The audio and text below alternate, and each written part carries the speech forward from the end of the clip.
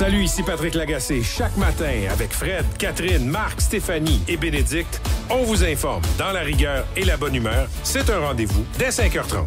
Lagacé le matin au 98.5 Montréal. L'inimitable. Nouvelles technologies, univers numérique et innovation.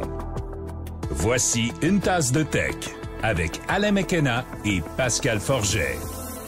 Salut tout le monde, bienvenue à un nouvel épisode d'une tasse de tech, la balado techno qui est fait par deux vrais humains. Oui. Alain McKenna ici et Pascal Forget à l'autre bout de la fenêtre, si vous nous regardez à l'autre micro si vous nous écoutez, parce que c'est vraiment comme ça qu'il faut consommer une tasse de tech, avec le plus de sens possible. Oh là là, en odorama bientôt, on vous le garantit. Écoute, on peut demander, je veux dire, on pourrait le faire en audio spatial, oui. Mais nous on a dit non. On va aller plus loin que ça. Un autre. Peut-être qu'on va faire l'édition Umami un jour. On le sait pas. Avec avec une petite carte à gratter. Une carte à lécher. Tu grattes la carte, tu lèches la carte à certains moments du podcast avec un petit symbole dans le coin qui dit lécher la case verte. On a un concept à breveter. On y pense qu'on vous revient. On va saluer nos partenaires en partant, Pascal, juste pour bien faire les choses, parce qu'on les aime et on les apprécie, parce qu'ils nous permettent de faire un balado qui nous permet aussi de dire des choses comme ça, genre en odorama. TELUS, vous le savez, TELUS qui est un fournisseur de services sans fil, qui fait partie de ces fournisseurs qui, je vous le dis en passant, prépare... en anglais, ils disent le sunset. On peut-tu dire l'équivalent, le crépuscule des réseaux 3G dans les prochains mois au Canada? Oui. Donc, poursuivons l'innovation et faisons de la place pour plus de services numériques à l'avenir. Donc, si vous voulez, je sais que TELUS offre des plans pour les gens qui ont des vieux téléphones et qui veulent changer. Donc, c'est peut-être l'occasion de regarder. Et notre autre partenaire, Plan Hub, qui nous fournit d'informations pertinentes sur les comparateurs de forfaits Internet pour la maison et de sans fil en général, et qui va vous donner de l'information très pertinente sur comment voyager avec son sans fil. Et je fais un petit clin d'œil ici que personne n'a dû comprendre parce que je suis pas mal certain que c'est un livre que pas grand monde a lu, mais il y a un livre d'Umberto Eco qui s'appelait « Comment voyager avec un saumon ». Oh oui, je l'ai pas lu pendant des heures et qui est toujours une formule que j'apprécie. Donc, comment voyager avec un sans fil, Plan Hub peut vous aider. Umberto Eco, lui, va vous faire rigoler avec ce genre de concept, mais c'est une autre conversation. On fait un balado littérature obscure, Pascal. Umberto Eco, c'est celui qui écrit Le nom de la rose. Exact. Mais il y a l'autre roman qui est écrit qui m'avait tellement fait triper et le titre m'échappe. C'est 900 pages extrêmement obscures avec des bouts en grec ancien, en latin. Le pendule de Foucault. Le pendule de Foucault. T'es-tu rendu à la fin? Qui est mon livre préféré. Je l'ai lu, j'étais au cégep. T'es rendu à la fin, là, je tombe en bas de ma chaise. Tu sais, quand tu lis 900 pages, dur à lire. Puis Umberto Eco, c'est un peu un délire. Il dit, là, suivez-moi, là, ça sera pas facile. Puis là, il fait des trucs. Puis là, t'arrives à la fin, je fais comme, OK, j'ai pas été déçu. J'en dis pas plus, parce que... Non, c'est un super livre, pour vrai. C'est un peu long, parce que c'est le pendule de Foucault. Ça m'a gagné. Oui. Livre, il m'a fait capoter. Et la fin, là, j'étais plus capable de... On va regarder notre revue littéraire pour ce fameux podcast illusoire dont on parle. Et on va aussi quand même vous parler de plein de choses, pas mal plus plus concrètes, plus terre à terre dans notre épisode cette semaine. Entre autres, il faut que vous écoutiez le segment du milieu de l'émission où on fait tirer le fameux PC d'Incertec. On a tout mis sur la table. On a fait des prouesses pyrotechniques virtuelles. Pascal est allé défier les lois de la physique informatique. Et nos amis d'Incertec, eux, ont évidemment permis de faire gagner un PC à une auditrice. Parce que je le sais, on l'a enregistré. Tu viens de le dévoiler, là. Tu viens d'éliminer une partie des gens qui ne sont pas... Du monde. Oui, ben non, je suis désolé, je suis pas comme Thanos. Alain! Mais, je vais vous dire ceci. On a fait une première planétaire pour ce segment-là, donc il faut aller le voir absolument. On avait un invité extrêmement spécial. Et même, je peux dire une invitée, parce que je pense que c'était une voix féminine. Oh là là.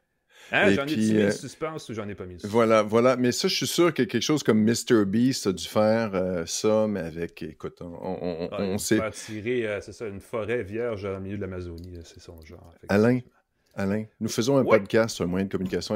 Moi, je saute dans le vif du sujet. Bam. Trêve de digression. Les 40 ans du cellulaire au Canada... Du premier appel sans fil, ben oui. Je vais vous dire deux noms. Moi, ça m'a fait sentir vieux quand j'ai vu l'information. Le premier appel sans fil a été fait au pays le 1er juillet 1985 par deux maires, le maire de Toronto et le maire de Montréal, qui s'appelait Art Eggleton à Toronto, on le connaît moins ici, et Jean Drapeau. Oui. Mais Jean Drapeau était... Jean Drapeau. Ça nous vieillit tous un peu, je pense. Oui, Jean Drapeau, je me trompe pas, il était... Écoute, j'exagère évidemment, mais il était maire de Montréal, moi, je pense 40 ans. 26 ans, 28 ans. Il a été longtemps. Il a été maire pour la dernière fois en 1986. Comme il a fini son dernier... Son règne. Sa présence en 86, donc c'était la fin. Jean Drapeau qui a fait l'Expo 67, les Jeux olympiques de Montréal, la dette du stade olympique, merci. Aussi.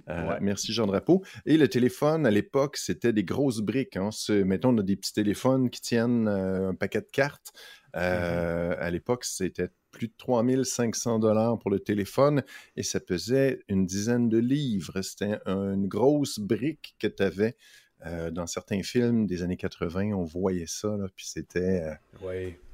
Après, il y avait ceux qu'on vissait dans le plancher des autos. Moi, à l'époque, j'étais au cégep et je travaillais pour une agence de location de voitures et les gens voulaient des voitures avec un téléphone intégré parce que c'était la nouvelle affaire. Tu sais, il y a les petites antennes en tire-bouchon là, qui étaient là. Oui, parce que c'était pas les mêmes fréquences. Quand tu avais un téléphone fréquences. dans ton char, tu avais l'antenne, puis là, tu peux flasher ton antenne. C'est ça. C'était pas les mêmes fréquences. C'était pas cellulaire. C'était, je me trompe pas, des transmissions radio.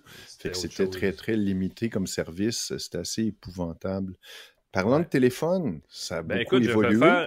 Il y a deux liens à faire, parce qu'on parlait d'Incertec qui reconditionne et revend. Oui. Il y a un mouvement dans la téléphonie, c'est la réparabilité, n'est-ce pas? Et une des marques les plus connues, peut-être, c'est le Fairphone. Ils ont présenté il y a 2 semaines le Fairphone 6, donc la 6e version de leur téléphone extrêmement réparable et extrêmement modulaire. Il y a un bémol en partant, le Fairphone 6 n'est pas vendu au Canada. On peut le trouver sur des sites de revente. Entre autres, si vous passez par les États-Unis, il y a un site qui s'appelle Murena qui le revend avec son propre système d'exploitation. C'est pas une version d'Android quelconque avec des services Google. Là, ça s'appelle...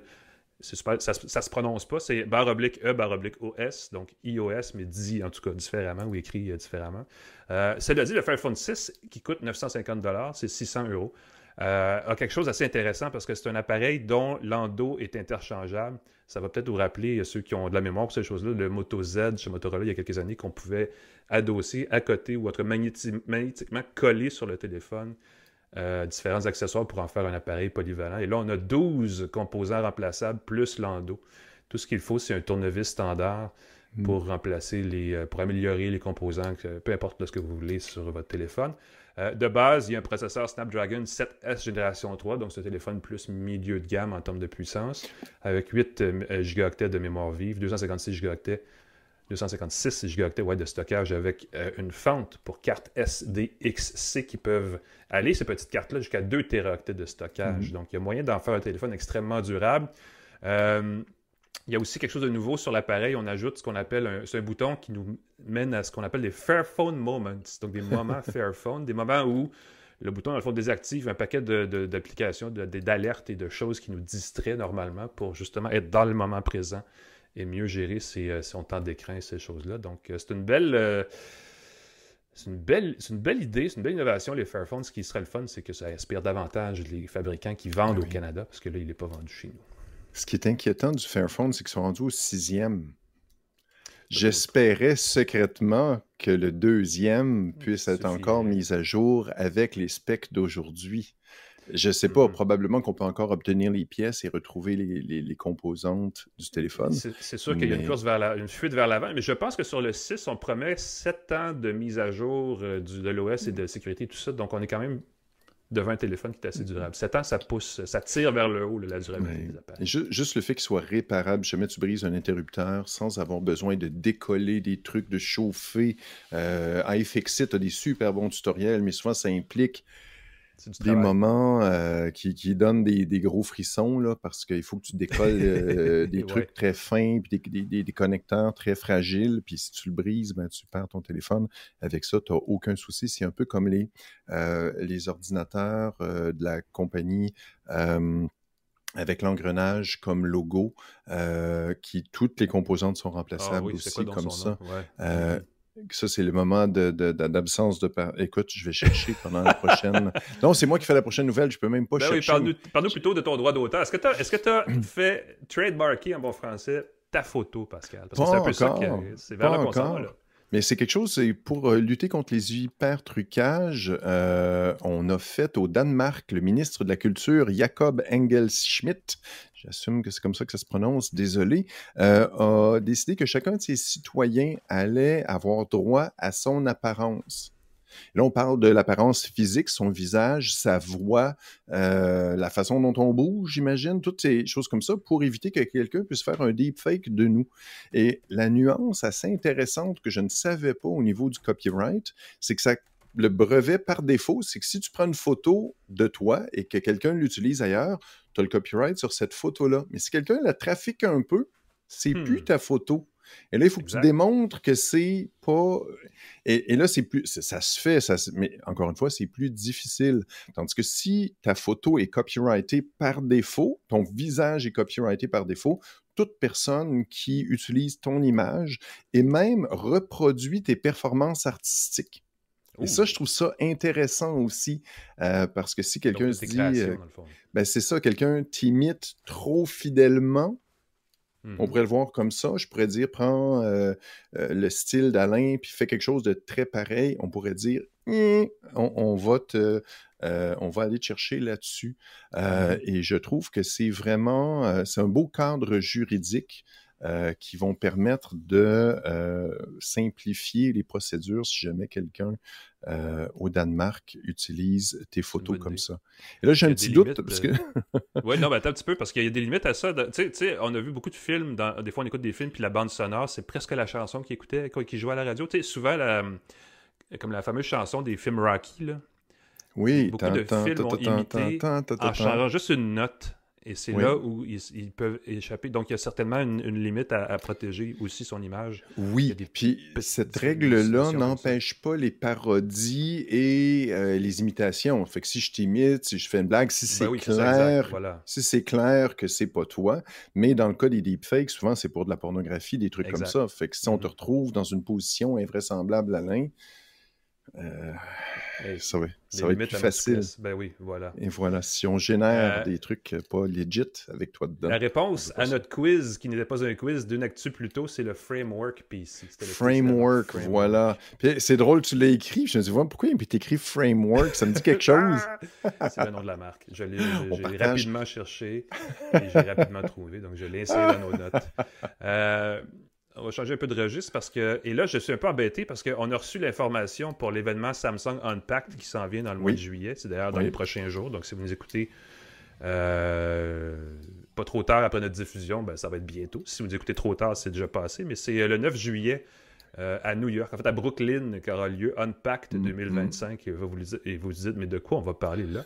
Ben, comme à chaque été, parce que c'est rendu à ce moment-là maintenant que Samsung dévoile ce qui est sa gamme de téléphones pliables. Et on imagine facilement que là, on aura droit à la suite de ce qui était la gamme des Galaxy Z Flip 6 et Z Fold 6. On ne sait pas vraiment ce que Samsung nous réserve parce qu'il n'y a aucune information qui est publiée, mais l'espèce de slogan officiel de l'événement, c'est « L'expérience ultra prête à se déployer ». Alors, si on unpack l'information, unfold en anglais, on imagine que ce sont encore une fois les téléphones pliables de Samsung qui vont être mis à jour cette année. Et le Ultra, sans doute, fait référence au S25 Ultra. Donc, spéculons qu'il y aura une dose de rehaussement mécanique à bord des prochains pliables de Samsung. On va le savoir bientôt. En fait, c'est deux choses par rapport à ça. Ça va être donc à Brooklyn en personne, mais ils vont aussi diffuser en direct sur le site de Samsung et sur YouTube à partir de 10h. Donc, ceux qui veulent voir ça en direct, ça va être là. Et il y a un intérêt à s'inscrire, ceux qui veulent avoir un rabais, ceux qui considèrent changer leur téléphone. Inscrivez-vous au lancement, même si vous ne le regardez pas. Vous allez recevoir une centaine de dollars, je crois, de rabais pour précommander votre téléphone. Et souvent, ils ont des offres promotionnelles, par exemple, la bague ou le... Ben là, c'est ça. Puis, je voyais je pense qu'en Inde, ils ont annoncé que si vous retournez un téléphone et vous vous inscrivez d'avance pour la prévente, pour préacheter, il y avait jusqu'à 1100 $, l'équivalent de 1100 $ de remise. Donc, c'est quand même des gros montants. Et sinon, ben, il y a peut-être effectivement une offre jumelée parce qu'on pourrait voir aussi une nouvelle génération de la Galaxy Watch, la Galaxy Watch 8, ce serait ça. Peut-être une nouvelle Galaxy Ring. On n'a pas entendu parler beaucoup sur son lancement. On ne sait même pas s'ils en ont vendu plus que 2 parce qu'ils l'ont lancé puis ils ont arrêté d'en parler. Donc, allez savoir. Il y a peut-être aussi des nouveaux écouteurs Galaxy Buds. Tout ça, bien sûr, suintant l'intelligence artificielle, baignant dans un jus d'IA générative, que ce soit une combo de Gemini avec les produits de Samsung. À suivre donc le 9 juillet prochain. On va vous en reparler, c'est sûr, parce que évidemment, c'est Samsung. Donc on ne peut pas rater l'occasion d'en parler. Et voilà. Une autre Parle-nous nouvelle. de nos 13 millions d'auditeurs, Pascal. Ah oui, c'est effrayant. Tu sais, quand tu lis que... Écoute, j'ai souvent des soupçons quand je vois les statistiques invraisemblables de certains YouTubers, de certaines personnes qui sont suivies sur les réseaux sociaux par des dizaines de milliers, des centaines de milliers de personnes. Je me dis, voyons, est-ce que cette personne-là est si intéressante que ça? Il me semble qu'il y a anguille sous la roche derrière ça. Et dans le Washington Post, on a rapporté qu'un grand site sportif, donc on ne l'a pas nommé, mais on peut penser à... C'est quoi le Sports Illustrated? Ça doit Point pas être les plus d'interrogation. gros, là, mais ouais, peut-être un Bleacher Report ou un truc plus gros, mais pas si gros. Ouais. Grand site sportif américain qui recevait environ 13 millions de visites par mois. 13 millions de visites par mois, c'est assez pour générer des bons revenus publicitaires, là, à quelques sous du clic. Même avec la publicité, la valeur publicité actuelle, c'est quand même une bonne base. C'est un bon montant. Là. Tu peux quitter ta job de jour puis te consacrer à ton site avec ça, sauf qu'ils se sont rendus compte que c'était principalement des visites faites par l'intelligence artificielle. C'était des robots, c'était des bots qui prenaient l'information du site pour la redistribuer dans des réponses d'intelligence artificielle, donc qui ne généraient pas de véritables visites sur le site. Et là, on peut se dire, OK, un petit pourcentage des abonnés, un petit pourcentage des visites qui sont par l'intelligence artificielle, c'est pas trop grave.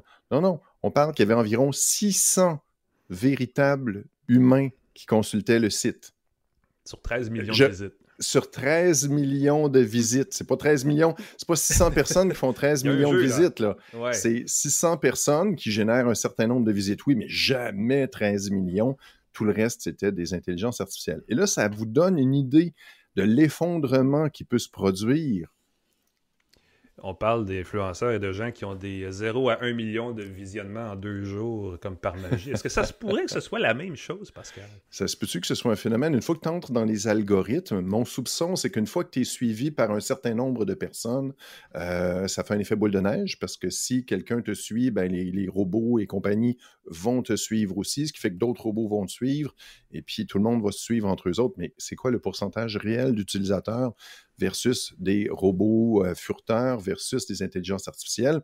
Et le problème, c'est que quand on a le contenu de notre site qui est siphonné par l'intelligence artificielle et régurgité, ben moi, si par exemple on prend l'info sur mon site ou des articles de la presse, on les siphonne, ben la presse n'a pas de revenus publicitaires et moi, j'ai pas de revenus publicitaires non plus. Les gens ne visitent pas mon site. Exact.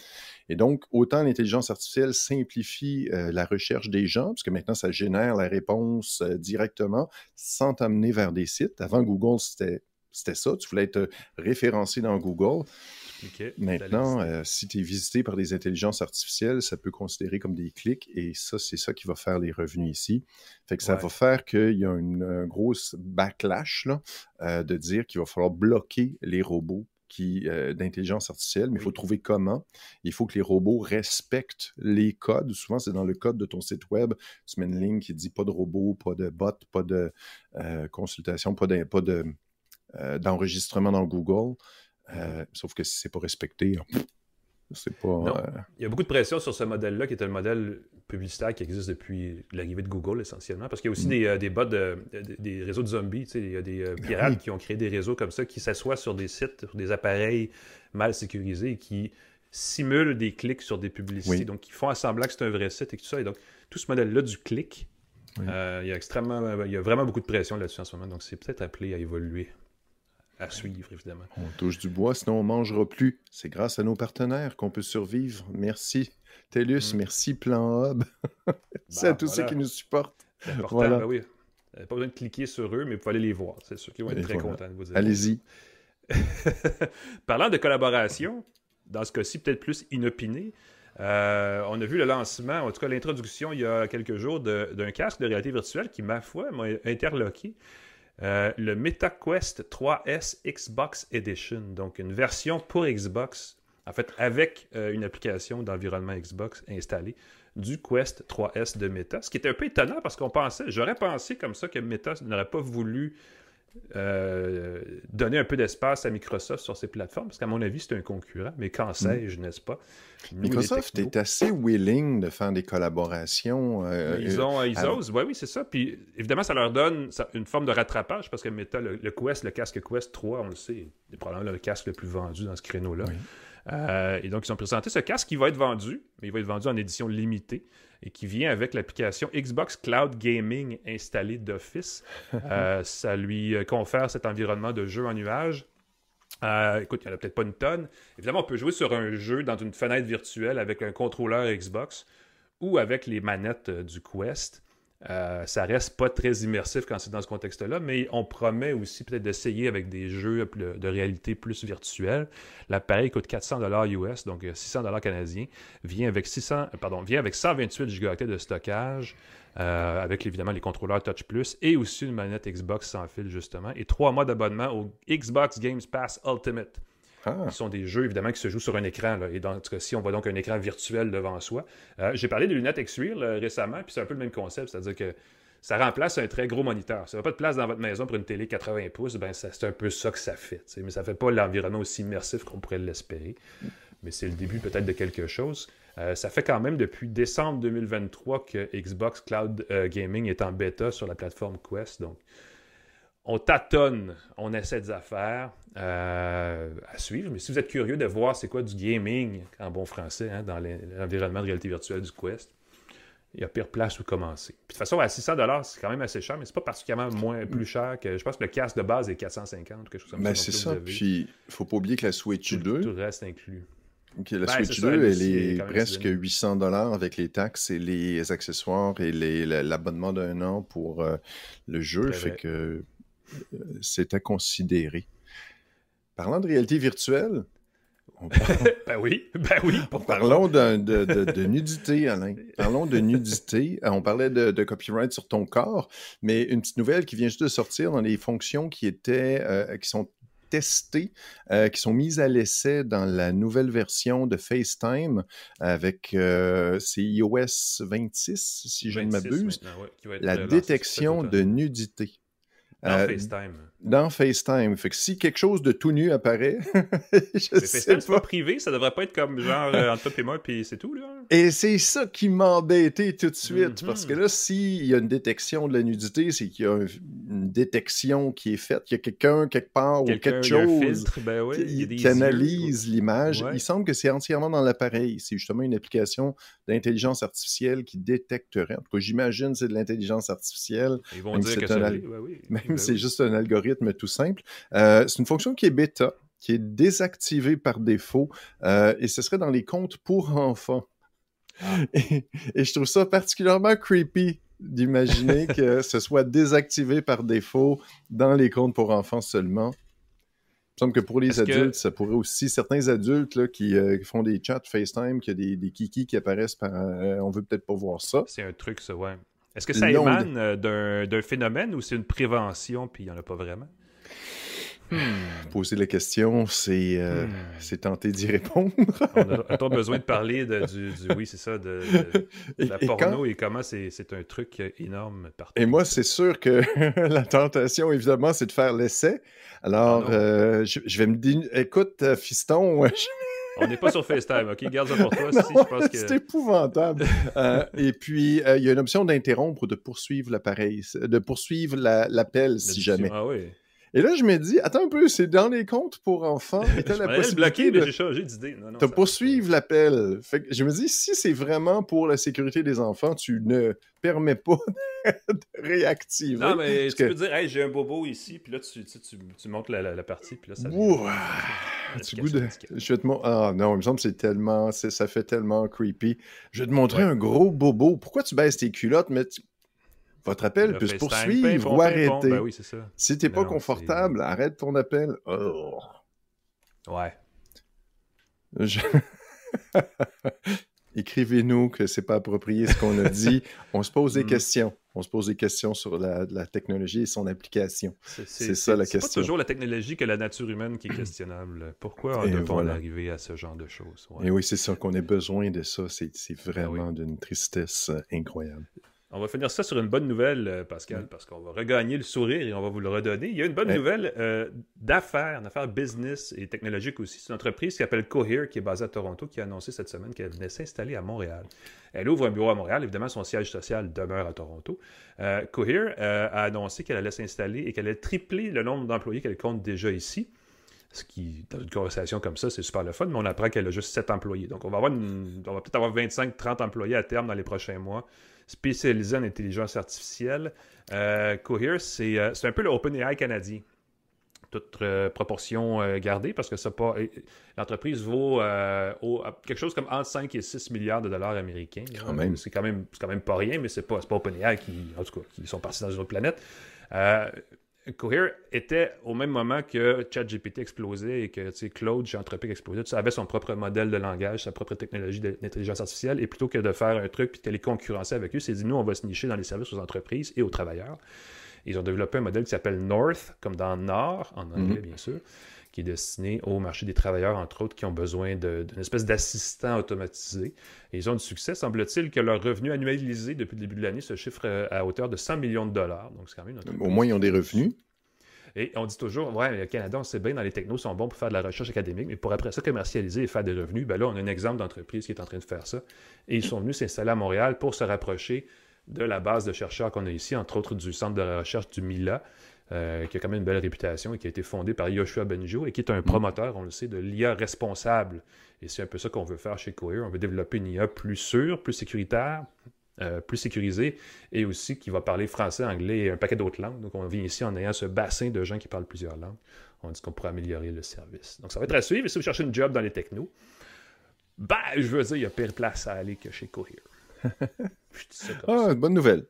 Puis on a parlé encore d'intelligence artificielle. Ben oui, puis en plus, parce que là, bonne nouvelle et intelligence artificielle égale notre prochain segment où on procède au fameux tirage du PC Incertec. Et là, j'en ai déjà trop dit, donc je vais arrêter là-dessus. Mais restez là pour voir ce segment-là et écoutez le reste de l'émission d'une tasse de tech.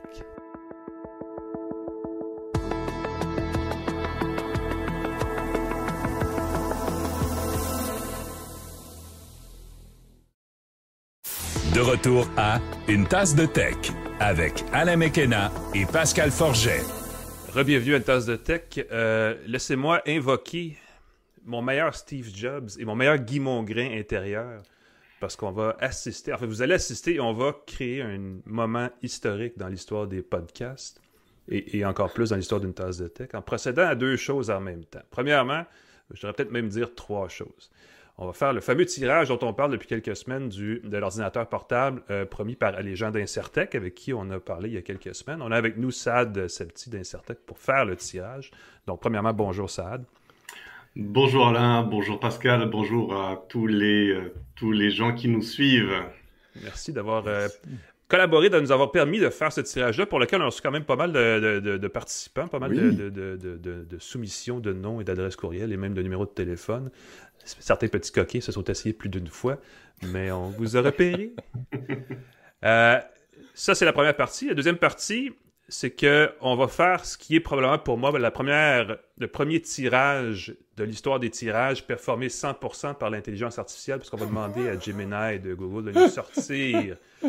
On a tout un système pour s'assurer qu'on est extrêmement objectif et que vous le voyez à l'autre bout. On va tirer un numéro de mon côté, que Saad, de son côté, va traduire la ligne dans le classeur qui nous mène au gagnant, à la personne gagnante. Et Saad va nous le dire.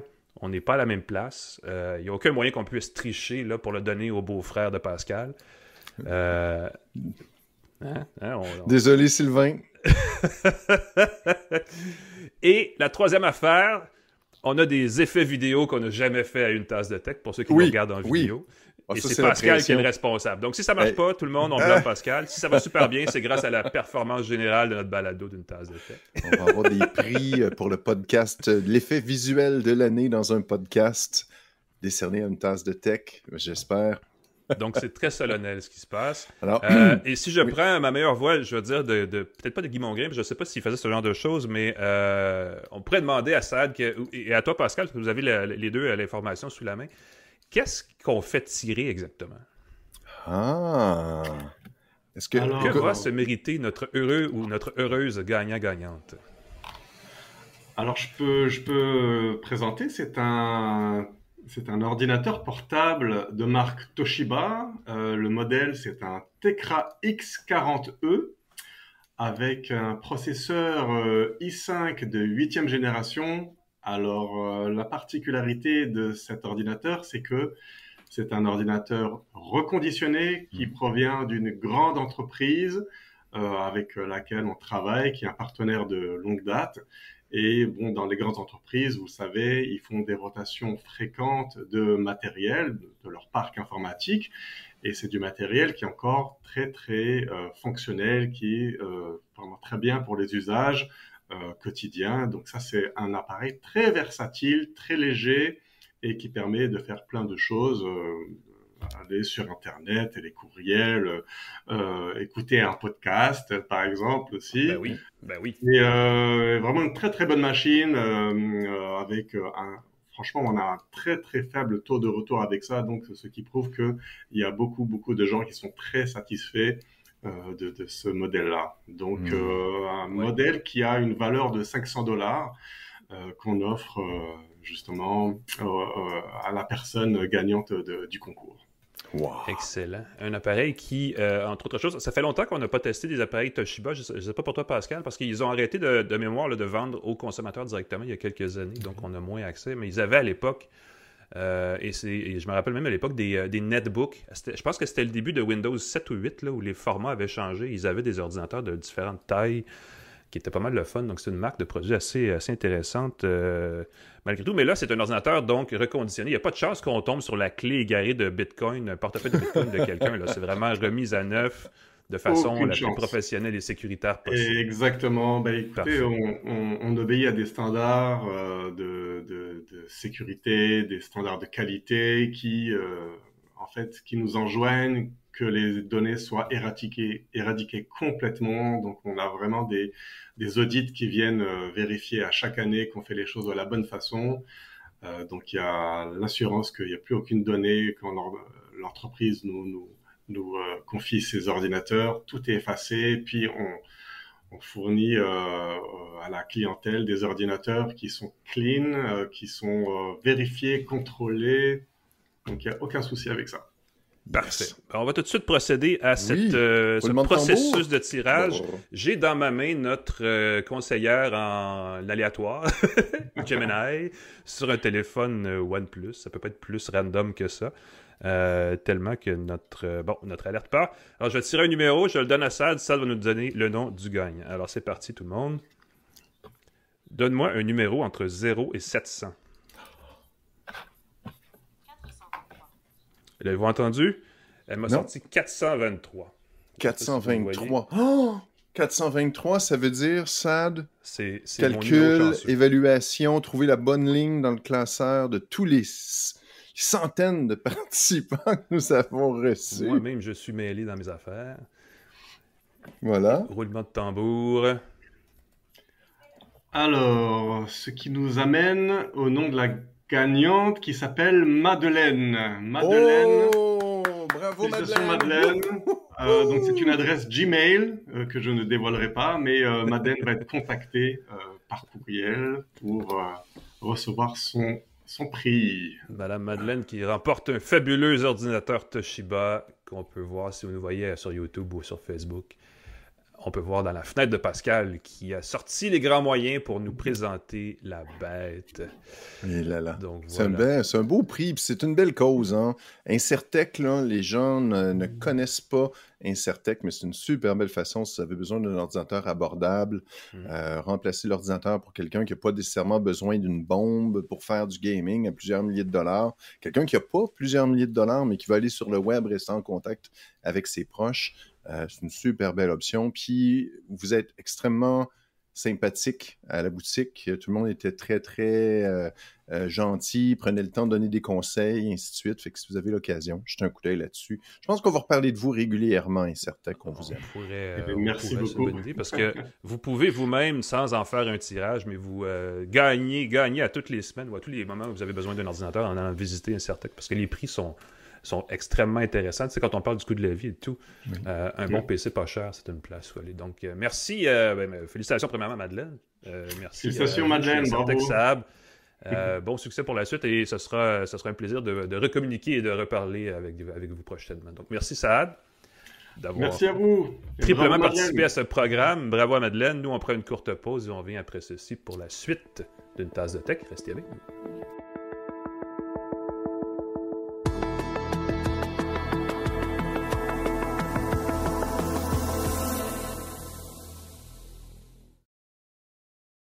De retour à Une tasse de tech avec Alain McKenna et Pascal Forget.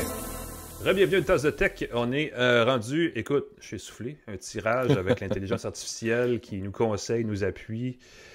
Et moi, j'ai fait les feux d'artifice, tu as fait la démonstration audiovisuelle entière. Ouais. Il faut qu'on bonifie. On aurait poussé les limites, là. Je pense qu'on aurait poussé les limites. Je veux dire il faut qu'on bonifie l'aspect technologique et visuel du podcast. C'est sûr que on peut avoir plus que 600 personnes qui nous écoutent sur YouTube, c'est certain. Des vraies personnes, pas de l'intelligence artificielle.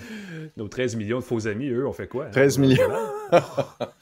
Je serais content de 13 millions aussi, mais je serais un peu triste d'apprendre que c'est de l'intelligence artificielle qui siphonne notre contenu. Ouais. Non, t'as un excellent point. On faudrait sécuriser nos choses derrière un verrou, n'est-ce pas? Ça sent le lien ici. Parce que... oui, écoute, il y a deux choses, parce qu'on en parlait juste avant de lancer l'enregistrement. On va en reparler dans un prochain épisode des trottinettes électriques. Oui. Parce que tu l'as reçu, toi aussi. J'ai reçu aussi un échantillon, en fait, un appareil démo d'une trottinette Segway. Oui. Qui, ma foi, était pas mal plus costaud que ce à quoi je m'attendais. Oh, c'était un bétail, disons ça. C'est plus un jouet, là. C'est très puissant, c'est très le fun à utiliser. Tu as fait ta critique en ligne, j'ai fait mon texte dans la presse et... on en parlait parce que je sais que tu as reçu des commentaires, j'en ai reçu aussi. Et la réaction des gens m'intéresse et je voulais qu'on en reparle. Puis on va en reparler plus en détail parce que toute la question de la mobilité, ce que moi j'ai appelé la micro-mobilité dans le texte, la relation sur la voie publique, et j'insiste sur public, entre les différents types de transports et comment quand on est gros au Québec, on pense qu'on a plus de droits alors que partout ailleurs dans le monde, quand on est le plus gros véhicule, on fait attention aux plus petits. Il y a une belle conversation à avoir. Fait qu'on l'aura un autre tantôt. Mais pensez à ça, puis revenez-nous si vous avez des questions, des commentaires, on va intégrer ça aussi, je pense, en parlant de... Tout ça à partir d'une trottinette, en fin de compte. Oui. Mais alors, écrivez-nous si vous avez une trottinette électrique, si vous voulez une trottinette électrique, si vous avez des questions sur les trottinettes électriques. Là, je vais mettre un sous-élément à ça. Si vous avez une Apollo City, qui est la trottinette d'une marque montréalaise, qui apparemment va plus vite qu'une voiture... je sais aussi qu'il y a des gens qui ont cette giro-roue, là, cette espèce de mono-wheel dont la marque m'échappe. J'en ai vu sur l'avenue Notre-Dame à Montréal, dans le trafic, l'heure de pointe, pare-choc à pare-choc ou pare-choc à giro-roue à pare-choc. Et je ne peux pas comprendre que cette personne-là n'est pas encore handicapée parce que ça a l'air extrêmement dangereux. Si vous avez vécu ou si vous vous transportez de cette façon-là, on veut le savoir. Mais il y a une personne fin du segment d'introduction. Ouais, y a donc, on parlait de verrous et de serrures et de choses, exactement. Moi, j'ai juste la boîte. Toi, je sais que tu as l'appareil dans la main au complet, mais on a des serrures connectées. Et c'est comme ça qu'on brise un ordinateur. Ah, j'ai failli faire un trou dans ma table. On parle de la mienne connectées. Après. Commence avec la tienne parce que c'est une nouvelle marque en plus. Puis comme c'est le mois officiel du déménagement, c'est pertinent d'en parler parce que ça va peut-être intéresser bien des gens. Moi, je vous dis ceci, si vous n'avez pas une serrure connectée et vous avez une vieille porte, ça vaut la peine d'y penser. C'est une super bonne idée. Le modèle que j'ai, c'est Nuki. C'est une compagnie européenne qui, paraît-il, serait le modèle le plus vendu en Europe. Ici, on a Visor, on a Yale. Moi, j'ai Yale qui était... Oui, exact. Et voilà, qui font des serrures connectées. Mais Nuki serait la version européenne la plus vendue, qui commence depuis le 2 juillet une version nord-américaine, parce qu'on a des verrous un peu différents des portes européennes, il semble. Et ce qui est le fun, c'est, je vais tout de suite le dire, sérieusement, c'est le genre de truc qui prend 15 minutes à remplacer, parce qu'on utilise son verrou actuel. On fait de l'upgrading, on fait juste démonter la petite poignée de notre serrure et on pose par-dessus le bloc. Évidemment, on indique que ça prend 15 minutes compte tenu de mes faibles aptitudes de travaux manuels. Ça m'a pris 1 heure et quelques. C'est gênant. C'est gênant, Alain. C'est pas à cause de Nuki, là. C'est pas à cause de Nuki. Nuki, la compagnie européenne. Je pense à Yuki Tsunoda. Ouais, je pense à Yuki Tsunoda, le coureur de Formule 1, que j'ai vu en personne au Grand Prix. J'ai encore des rêves de ça. Donc, ça se pose par-dessus. C'est évidemment Bluetooth, c'est évidemment connecté en Wi-Fi. Pour avoir le Wi-Fi, toutefois, il faut un abonnement premium. Et ça, c'est un peu... Ouais. Et ça, j'ai fait un gros... Ouais. Non, parce que, encore une fois, à quoi ça sert d'avoir notre serrure qui est connectée par Wi-Fi? Ben, ça permet, à distance, de donner accès à quelqu'un. T'es absent, ta blonde, ton chum, tes enfants rentrent plus tôt que prévu. Ben, tu peux les déverrouiller à distance. Si tu n'as pas le Wi-Fi, tu ne peux pas le faire. La bonne nouvelle, c'est que si vous achetez une serrure Nuki d'ici septembre, je crois fin septembre, l'abonnement à vie de l'abonnement premium est inclus. Fait que ça peut être une chose le fun. La serrure, je vous le dis, l'installation est très simple. Encore une fois, ne vous fiez pas à mes piètres capacités d'installation. Ouais, parce que, excuse-moi, je représente le laptop Ben oui, on l'a vu. J'expérimente avec ça ici. Très simple à installer, très joli, très beau design. C'est une espèce de tube qui se pose sur son verrou et à partir de là, on peut, avec son téléphone, déverrouiller, verrouiller, vérifier si sa porte est barrée. J'ai bien aimé l'option qui permettait de calibrer son verrou. Fait que ça permet de faire en quelques secondes, là, clic-clac, clic-clac, clic-clac, clic-clac, ça valide que c'est bien ajusté. Et une fois que c'est fait, ce que j'ai encore plus aimé, puis ça, je crois que c'est standard, mais l'application est très bien faite en général. Ce que j'ai bien aimé, c'est qu'on peut partager facilement avec d'autres personnes la clé. Fait que si jamais je peux envoyer un code à quelqu'un qui vient chez moi en mon absence, qu'elle puisse débarrer la porte, un code qui peut être temporaire pour certaines périodes seulement, pour un livreur, la femme de ménage ou la personne de ménage, disons ça comme ça maintenant. Et surtout, j'ai trouvé astucieux le mode déverrouillage automatique. Parce que ça, c'est quelque chose qui est très intéressant de dire « je veux que ma serrure se déverrouille automatiquement quand j'approche de la serrure ». Sauf que ça m'est arrivé d'avoir testé une serrure comme ça, que dès que je passais devant la porte se déverrouillait, que je veuille sortir ou non. C'est pas l'idéal. Si ta porte est dans un couloir, par exemple, tu passes devant, ça se déverrouillait. Moi, ça m'est arrivé. Peut-être un réglage que j'ai mal fait, mais je trouvais ça mal pensé. Dans ce cas-ci, le réglage de déverrouillage automatique attend que tu quittes une zone. Et si tu reviens dans la zone, on se prépare à déverrouiller ta porte. Et quand c'est à portée de Bluetooth, là, on déverrouille ta porte. Fait que ça évite les faux déverrouillages. Il faut vraiment que tu quittes ta maison, que tu ailles au coin de la rue, que tu reviennes. On sait que tu es parti, on sait que tu reviens. Et là, dès qu'on est à portée de Bluetooth, là, ça se déverrouille. Et jusqu'à présent, ça a fonctionné parfaitement à chaque fois. Et ça, c'est assez cool parce que j'ai un portique. J'ouvre la porte du portique qui est encore avec une clé et j'ouvre mon portique et bam, ma serrure de maison se déverrouille. Très, très rapide aussi comme déverrouillage. Le moteur est très puissant. La compagnie Nuki parle d'1 seconde pour déverrouiller la porte. Très, très efficace. Et l'autre chose qui est tripante, c'est comme on prend notre verrou actuel, on peut toujours déverrouiller avec une clé. Si jamais que les gens s'inquiètent, ouais, mais si la pile meurt, s'il y a quelque chose comme ça, on utilise sa clé sans problème. On peut aussi donner une clé à quelqu'un si jamais on ne veut pas donner de code pour déverrouiller. Et la recharge, ça c'est intéressant, c'est avec une petite prise qui se glisse en dessous. Et si jamais on veut, on peut détacher le bloc. Encore une fois, ce que j'ai dans les mains, ceux qui nous regardent sur YouTube, c'est une petite, gros comme une petite canette de boisson gazeuse, une demi-canette de boisson gazeuse à peu près. Vous pouvez détacher ce bloc-là, le charger ou encore le charger directement dans la porte si jamais vous avez besoin de le faire. Pratique. C'est assez chouette comme nouvelle.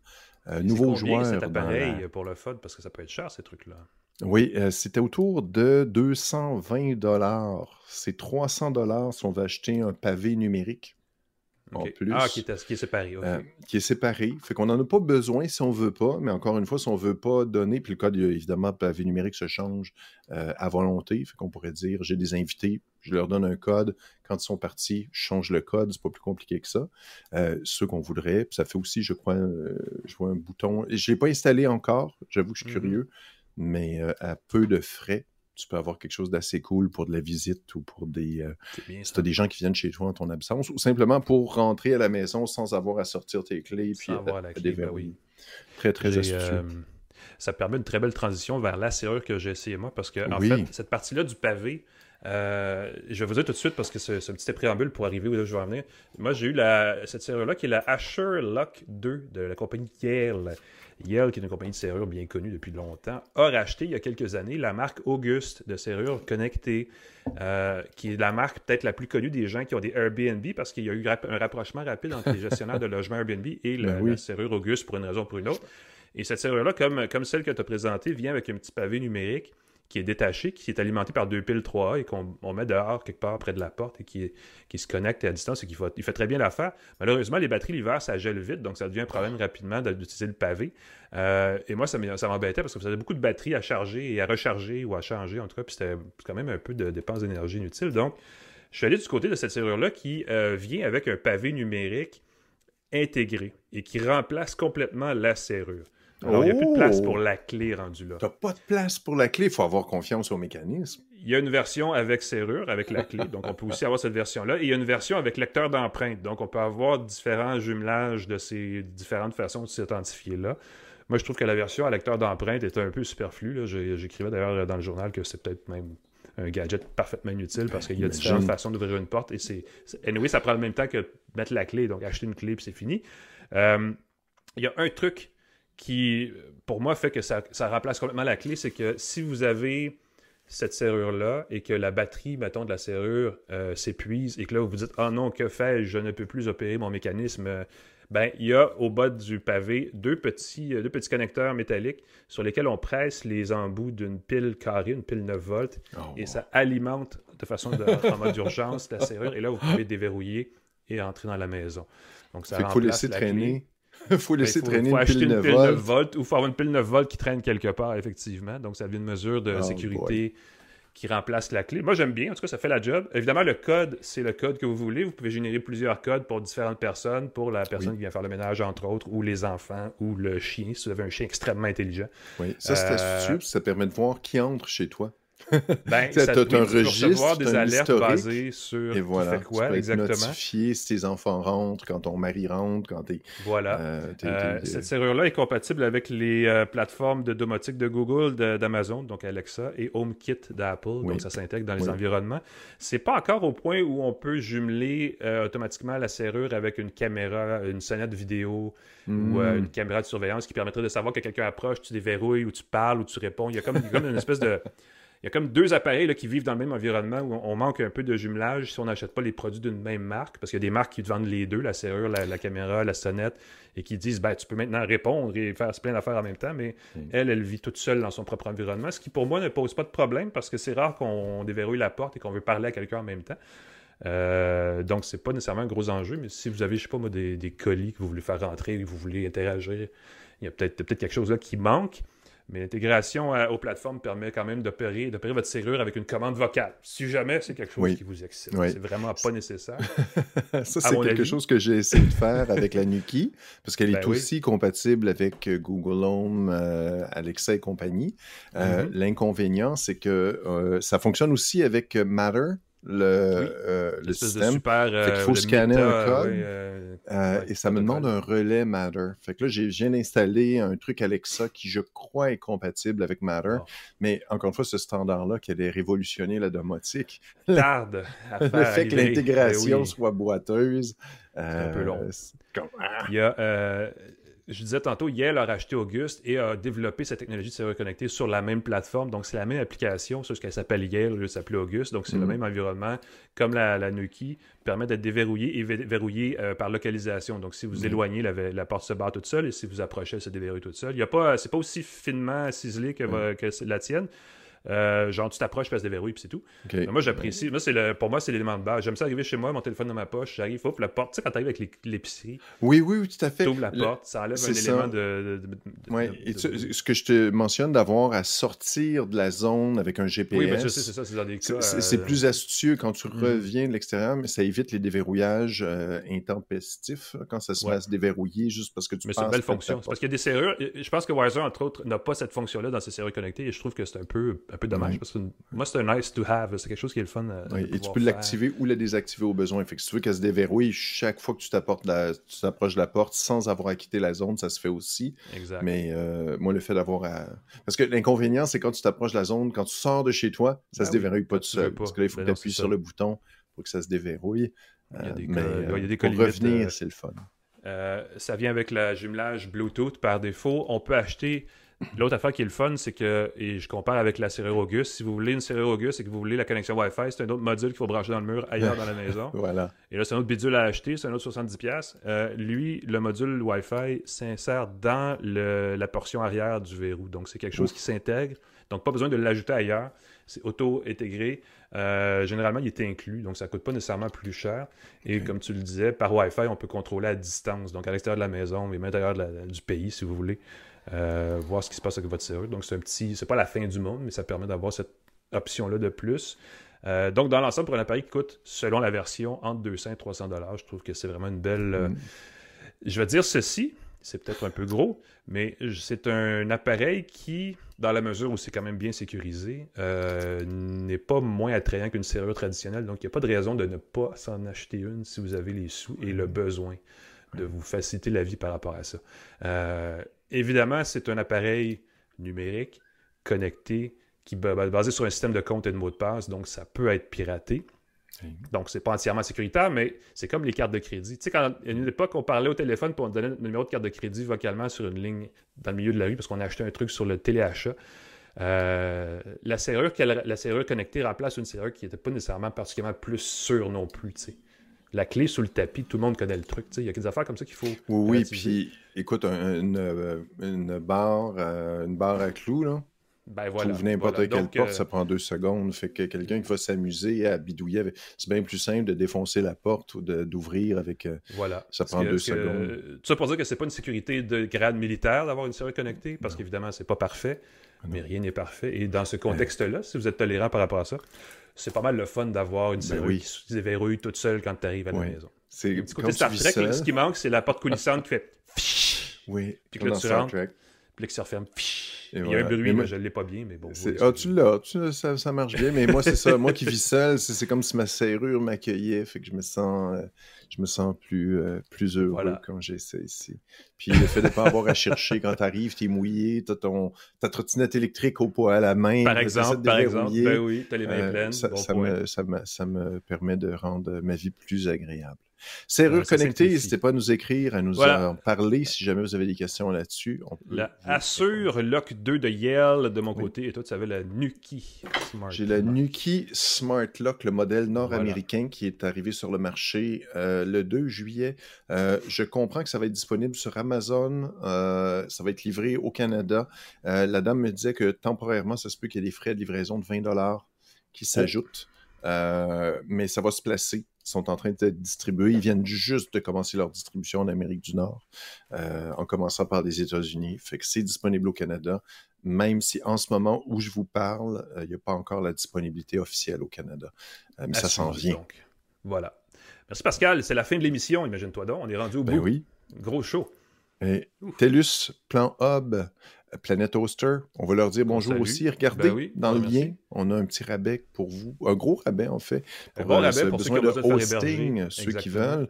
Cogeco Média, merci pour la mise en onde, pour la diffusion de ce podcast-là partout dans l'univers, à plusieurs millions de personnes qui heureusement ne sont pas des robots.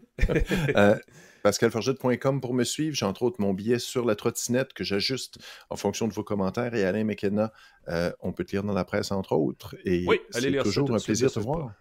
Ben, pareillement, Pascal, surtout cette semaine où on a franchi une nouvelle frontière dans le monde de la communication numérique. Hein? On va le dire comme ça. On va dégriser de ce moment haut en couleur l'espace de quelques jours. On vous revient avec un nouvel épisode d'une tasse de tech. Mais entre-temps, abonnez-vous, suivez-nous, allez, venez nous écrire, venez nous commenter sur les réseaux sociaux, allez écouter nos anciens épisodes. Bref, on vous souhaite une bonne semaine, ce qui est garanti si vous allez écouter les autres tasses de tech. Et on se revoit la semaine prochaine. Salut tout le monde!